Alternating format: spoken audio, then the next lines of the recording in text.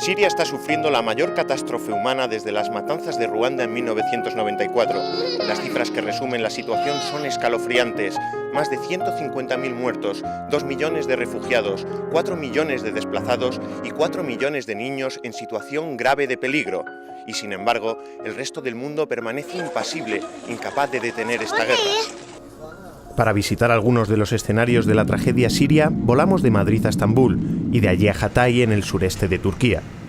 Las ciudades y pueblos turcos cercanos a la frontera con Siria viven desde hace 2 años un ambiente tenso y crispado por las consecuencias de la guerra vecina, y también por la amenaza del crecimiento de los grupos islamistas radicales identificados con Al-Qaeda que combaten en Siria. En las calles de Reyhanli, uno de los puntos donde la oposición siria en el exilio centra sus actividades, se hace visible la oleada de refugiados que la han invadido. Esta mujer nos dice que su familia la obligó a huir, pero ella habría preferido morir antes que abandonar su casa, porque a sus 72 años ya es tarde para empezar de nuevo. Su hijo nos cuenta que en Siria trabajaba como abogado y aquí es jornalero en un campo de algodón, pero cree que hizo bien en escapar, porque en su pueblo quemaron vivas a 11 mujeres.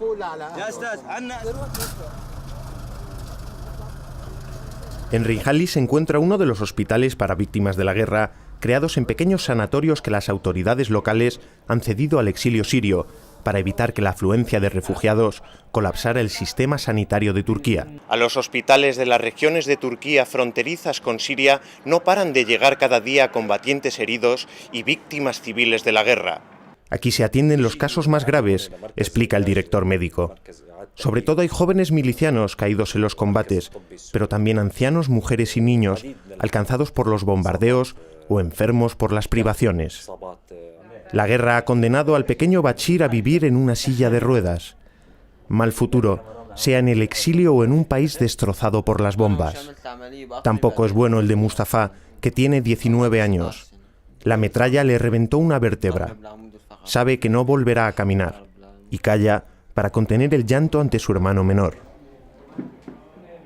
En otra habitación, un hombre se queja de que a nadie le importen las vidas de miles de jóvenes como la de su hijo, que ha perdido una pierna combatiendo contra la tiranía de Bachar el-Assad.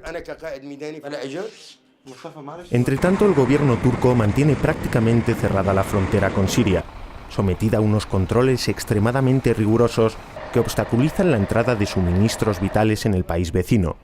Los camioneros comentan que pasan los días formando colas interminables. Sin embargo, las puertas de entrada en Turquía se mantienen entreabiertas para permitir que las cruce a pie un incesante goteo de fugitivos sirios. Todos cuentan lo mismo, que han perdido sus hogares y sus bienes, pero han salvado sus vidas y conservan la esperanza de regresar algún día a sus pueblos. Hablan de los bombardeos, dicen que han visto centenares de muertos y se quejan de que el mundo no sea capaz de impedir las matanzas y la destrucción en Siria. Turquía alberga a 500.000 de refugiados, más de la mitad de los cuales malviven fuera de los campos bajo el control de Naciones Unidas. Familias enteras se han instalado en infraviviendas de pueblos cercanos a la frontera. Sin recibir ayuda humanitaria, se buscan la vida trabajando sin papeles y son considerados como intrusos por una población local alarmada por su creciente presencia, pese a que desde hace 7 meses el gobierno de Ankara ha impuesto severas restricciones a la entrada de fugitivos sirios. Desde las carreteras fronterizas se ven algunos asentamientos de desplazados al otro lado de la frontera. Como su imagen evidencia que Turquía los condena a permanecer en tierras sirias sin recibir ayuda humanitaria, está prohibido fotografiarlos. Y la policía turca vigila la zona para impedirlo. Esto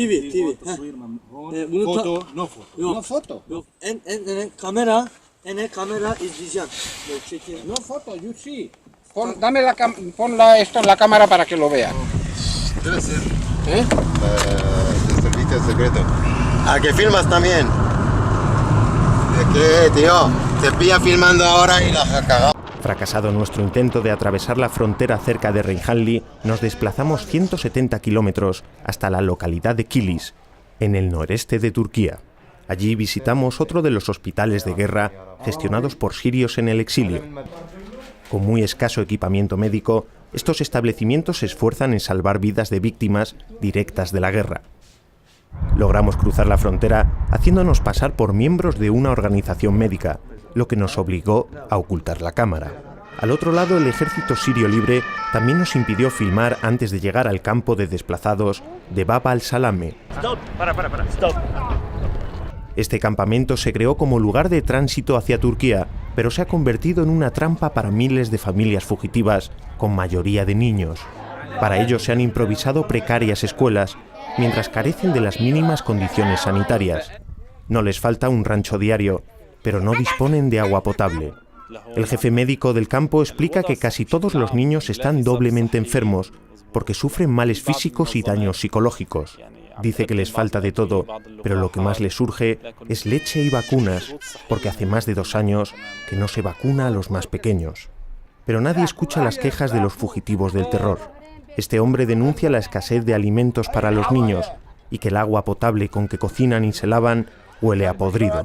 Otro añade que todo está plagado de ratas y de gusanos. El responsable del campo asegura que la ayuda humanitaria está politizada y que los derechos humanos son un papel mojado, y cuenta que le han acusado de dar leche a los soldados del ejército sirio libre, olvidando que tienen esposas e hijos muy pequeños. Implorar la misericordia de Dios parece ser la última fuente de esperanza de estos miles de infortunados cuyo amargo destino solo se valora como un problema político y no como una urgencia humanitaria. Emprendemos el regreso a nuestra base en la ciudad de Rihanli. Tenemos una cita con un médico exiliado que oculta su cara por temor a represalias, ya que su familia permanece en Siria. Exige que se abran corredores humanitarios para que UNICEF pueda entrar en Siria a auxiliar a los niños con las condiciones de seguridad precisas. El canto de los almoédanos anuncia el anochecer. Las gentes se recogen en sus hogares para descansar. Son tiempos difíciles, pero la vida tiene que seguir pese a las amarguras de la guerra cercana y la incertidumbre en el futuro. Siempre, aun en las circunstancias más dramáticas, la gente se esfuerza en ser feliz y la vida sigue. Un ejemplo es la fiesta del Henna, la celebración de la víspera de una boda turca. Los festejos del enlace duran 3 días, durante los cuales se da la espalda a los problemas y se estimulan la alegría y el optimismo, comiendo, cantando y bailando sin parar con familiares y amigos. Pero las tensiones acaban aflorando y al final de la tercera noche, las celebraciones finalizan con la intervención de la policía.